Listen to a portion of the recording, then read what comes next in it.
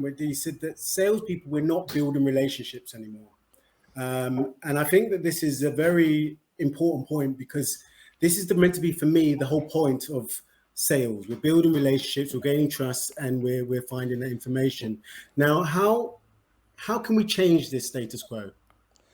Well, the first thing is we have to think about how the behavior is being created.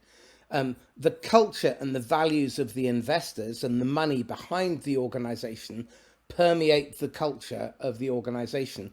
And it goes through leadership, through their long-term compensation and what and how they measure and who they recruit, through management and what they measure, what they obsess about, and whether or not they're capable of management. Because whilst it's only 13% of salespeople, there was a 2019 study that Jonathan Farrington did that suggested that only 6% of sales managers were fit for purpose.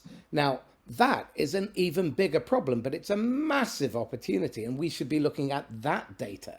That's the really interesting data, because if we teach managers that they should be investing in relationships and focused on the medium term, so that salespeople actually have a chance to develop a relationship with many people in an organization over time and fit with the trust equation that Charlie Green developed. Trust equals credibility, which is you can do what you say you can; reliability, which means you do it in the manner that you said you would, to the tune you said you would, to the budget you said you would, and the time frame. And the most important factor there is intimacy. They let you in and they trust you enough to share confidences, and so do you, vice versa. But that is all over low self-orientation. That's how you build trust. It's through actually focusing on the other person. And my definition of selling, which I stole from someone, and I can't remember who I should credit, but I'm very grateful, is selling is the facilitation of buying. It's as simple as that.